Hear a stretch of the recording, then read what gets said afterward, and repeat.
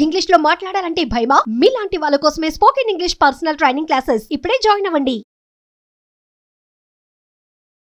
నమస్తే, welcome back to Suman TV. Trump హవా నడుస్తున్న ఈ టైంలో మరి అమెరికాలో ఉన్నటువంటి మన విద్యార్థుల భవిష్యత్తు ఎలా ఉండబోతుంది, ఎలా ఉంటుంది? మరి ఇప్పుడు గనక ఈ ఇయర్ అక్కడికి వెళ్ళి అడ్మిషన్స్ తీసుకున్న వాళ్ళలో చాలామంది వెనక్కి తిరిగి వస్తున్నారనే సమాచారం అయితే తెలుస్తుంది. ఎందుకంటే ట్రంప్ పెడుతున్నటువంటి రూల్స్ అండ్ రెగ్యులేషన్స్ అనేవి మన ఇండియన్ స్టూడెంట్స్కే కానీ ఫ్యామిలీస్కే కానీ చాలా ఎఫెక్ట్ చూపిస్తున్నాయి. మరి దీనిపైన మరింత సమాచారం అందించడానికి 24 ఇయర్స్ నుంచి అమెరికాలో ఉంటున్నటువంటి ఎంఎన్సీ ఎగ్జిక్యూటివ్ వీరభద్ర గారు ఉన్నారు. Over to sir. సో మొట్టమొదటి ఏంటంటే ప్రస్తుతం అమెరికాలో పరిస్థితి ఏమాత్రం బాగాలేదు. హైలీ ఇన్సెక్యూర్ టైం ఇది.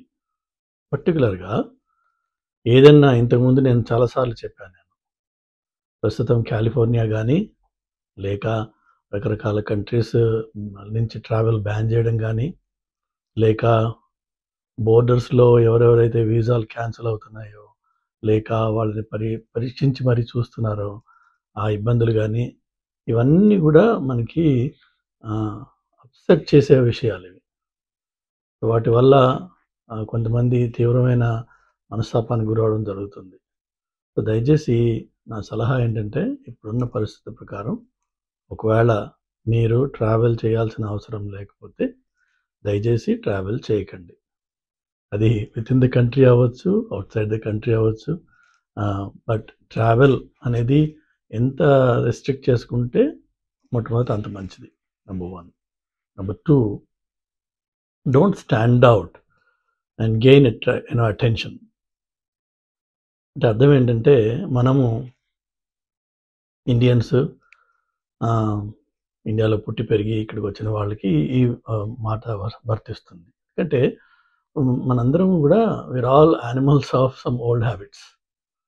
ఆ హ్యాబిట్స్ మనకి అలా కంటిన్యూ అవుతాయి. అది మన మాట కానివ్వండి, చేత కానివ్వండి, చూపు కానివ్వండి, బట్ట కానివ్వండి, కట్టు కానివ్వండి, ఇవన్నీ కూడా మనము చిన్నప్పటి నుంచి మోల్డ్ అవుతూ వస్తూ ఉంటాం. అయితే కొంచెం అలర్ట్గా ఉన్న వాళ్ళు ఏం చేస్తారంటే త్వరగా వాళ్ళ సరౌండింగ్స్ని చూసి పక్క వాళ్ళని ఎదుటి వాళ్ళని చూసి ఆ సొసైటీలో జెల్ అవ్వడం కోసం వాళ్ళని వాళ్ళు కొంత మార్చుకుంటారు, కొన్ని విషయాలు అడాప్ట్ చేసుకుంటారు. సచ్ యాజ్ సింపుల్ థింగ్ ఏంటంటే అమెరికాలో ఎవరికి పెద్ద పెద్ద జుట్లు ఉండవు, చాలా తక్కువ. హై స్కూల్కి వెళ్ళేంత వరకు పిల్లలు బాగా జుట్లు పెంచుతూ ఉంటారు ఇక్కడ. కానీ ఆల్ ఆఫ్ ఎ సడన్ కాలేజ్కి రాగానే ట్రిమ్ అయిపోతుంది, అంత షార్ట్ హెయిర్స్ ఉంటాయి, క్లీన్ షేవ్ ఉంటుంది ఎక్కువ. నేను చెప్పేది ఏంటంటే మెజారిటీ ఉంటాయి. సో దాంతో మీకు ఒక క్లీన్ లుక్, ఒక ప్రొఫెషనల్ లుక్ వస్తుంది అనమాట. చాలా తక్కువ మాసిపోయిన గడ్డం వాడు కనిపిస్తుంటాడు మీకు. సో దయచేసి మీరు కూడా ఆ స్టాండర్డ్ ఫాలో చేయండి. జుట్లు తగ్గించడము, క్లీన్గా మెయింటైన్ చేసుకోవడము, ఇస్త్రీ చేసిన బట్టలు వేసుకోవడము, and minding our own business అంటాం కదా, అదొకటి. అలానే ఏ కాలంలో వేసుకోవాల్సిన బట్ట ఆ కాలంలో వేసుకోవాలి. అది అమెరికన్ ఆర్ వెస్ట్రన్ కల్చర్లో ఉన్న ఒక పార్ట్. అది మనకి ఇండియాలో అంత మనం కీన్గా ఫాలో అవ్వం. ఎందుకంటే ఇక్కడ సమ్మర్లో షార్ట్ స్లీవ్స్, షార్ట్స్, లేదంటే లైట్ కాటన్ క్లాత్స్, ఇది కామన్. మరి వింటర్ వచ్చేటప్పటికి దాదాపు ప్రతి చోట కూడా ఒక ఫ్యాషన్ పెరేడ్ లాగా మల్టిపుల్ లేయర్స్ ఉంటాయి. ఆ లేయర్స్లో కోఆర్డినేషన్, కలర్స్, షూస్లో different sizes of shoes, boots, అట్లా ఏ సీజన్కి తగ్గట్టుగా ఆ సీజన్కి బట్టలు వేసుకోవడం అన్నది ఒకటి ఫ్యాషన్ అనుకోవచ్చు, ఇంకొకటి హెల్త్కి కూడా మంచిది అది. సో దానివల్ల మనము ఆ సొసైటీలో ఇంటిగ్రేట్ అయిపోతాం, మనం జెల్ అయిపోతాం. అలా కాకుండా నేను చిన్నప్పటి నుంచి ఇలానే ఉన్నా, నేను అది ఎందుకు వేసుకుంటా, నేను అలా ఎందుకు చేస్తా, నేను ఇలానే ఉంటా, ఇవి ఉన్నాయి కదా, వాటి వల్ల జరిగేది ఏంటంటే మనము స్టాండ్ అవుట్ అవుతాం. మనం ఒక నోటెడ్గా ఆడ్ మ్యాన్ అవుట్గా నిలబడిపోతాం.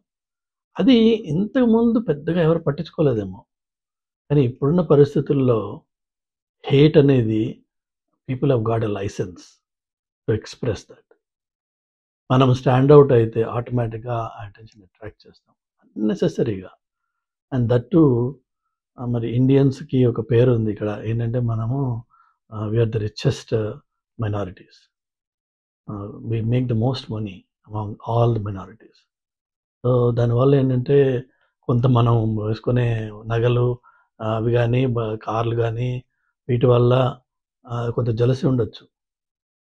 కానీ ఈ విధంగా బట్టలు వేసుకుని మనం అందులో జల్ కాకుండా ఆ లోకల్ సొసైటీలో మనం స్టాండ్ అవుట్ అయినప్పుడు కానీ, లేకపోతే లౌడ్‌గా మాట్లాడడము, లౌడ్‌గా నవ్వులు నవ్వడాలు, ఇలాంటి వాటి వల్ల అన్నెసెసరీగా అటెన్షన్ డ్రా చేస్తాం. దయచేసి చేయకండి. ప్రస్తుతం ఉన్న పరిస్థితుల్లో అది ఏమాత్రం సేఫ్ కాదు. అది నా ప్రైమరీ అడ్వైస్ ఇప్పుడున్న వాతావరణాన్ని బట్టి. ఇంకా జాగ్రత్తలున్నాయి. ఒకటేమో ఇట్లా స్టాండ్ అవుట్ అవ్వడం అన్నది దానివల్ల మనం అటెన్షన్ డ్రా చేస్తాము. అన్నెసెసరీగా ఏ పిచ్చోడి చేతిలో ఏ రాయి ఉందో మనకి తెలియదు. అందులో ఇక్కడ పిచ్చోడి చేతిలో రాళ్ళు ఉండవు, ఇక్కడ పిచ్చోడి చేతిలో గన్ ఉంటుంది. సో ఎక్స్ట్రా కేర్ఫుల్గా ఉండాల్సిన అవసరం ఉంది. అట్లానే మనం ఏ ఏరియాస్ని అవాయిడ్ చేయాలి, అసలు అటు వెళ్ళకుండా ఉండాలి, ఏ బార్ అండ్ రెస్టారెంట్స్కి వెళ్ళకుండా ఉండాలి, ఏ టైంలో మనం బయటకు వెళ్ళకుండా ఉండాలి, beyond certain times. Downtowns generally notorious, generally dark ఉండే areas, any dark alley is a place to avoid, especially ఈ టైంలో. సో అలాగా మనకి ప్రతి స్టేట్లో, సిటీలో, టౌన్స్లో మనకి ఉన్న వాళ్ళకి ఆల్రెడీ తెలుసు మనకి what are some of the unsafe or unhygienic places. వాటిని అవాయిడ్ చేసేసేయాలి. అదే ఇంకొకటేమో ఎంతగా అసలు 100% like there is no room for any excuses for that, which is be law abiding. ఏ మాత్రం కూడా పొరపాటున కూడా తప్పులు చేయొద్దు. ఇంక్లూడింగ్ స్టూపిడ్ పార్కింగ్ ఉంటుంది. అది కక్కుర్తిపడి అన్ఆథరైజ్డ్ ప్లేస్లో పార్క్ చేయడం కానీ, $2 $3 మిగులుతుందనో, $10 మిగులుతుందనో, పెయిడ్ పార్కింగ్లో కాకుండా ఎక్కడో అన్ఆథరైజ్డ్ ప్లేస్లో పెట్టి, it can lead to all sorts of issues. So ఎట్టి పరిస్థితుల్లోనూ కూడా law and order situation issues లేకుండా, అందులో పడకుండా, మన వంతు మన పని ఏదో ఉందో మనం చూసుకుని స్కూలా, కాలేజా, ఎక్కడికి వెళ్ళాలో వెళ్ళేసి వచ్చేయడం తప్ప అంతకంటే ఎక్కువ మనం ఏమీ చేయకూడదు.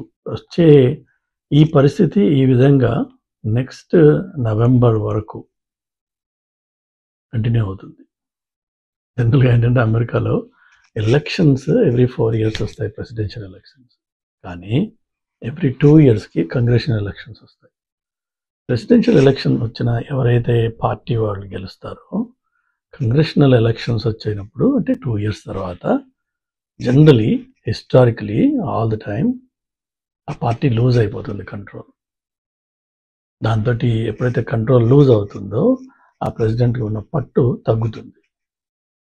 ఇప్పుడు ఆల్ 3 houses ఒకటే పార్టీ కంట్రోల్ చేస్తున్నాయి. 26 November తర్వాత ఆ కంట్రోల్ షిఫ్ట్ అయ్యే అవకాశం చాలా హైగా ఉంది. అప్పుడు రాబోతున్నప్పుడే బిహేవియర్స్ మారుతాయి. అది వచ్చిన తర్వాత మొత్తం ట్రాన్సిషన్ అయిపోతుంది.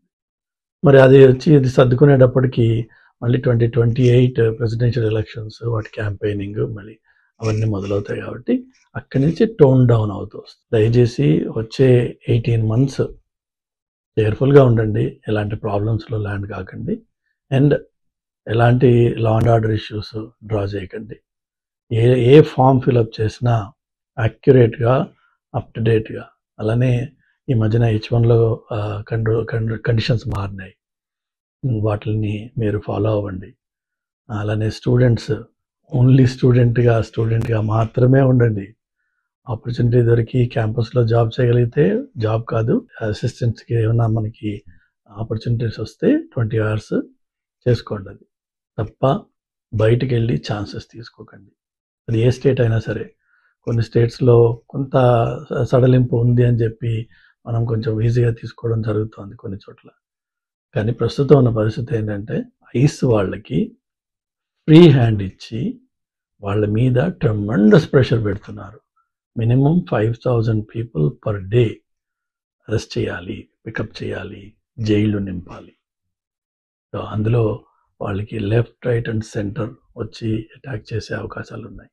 So be very very careful for the next 18 months. ఓకేమా?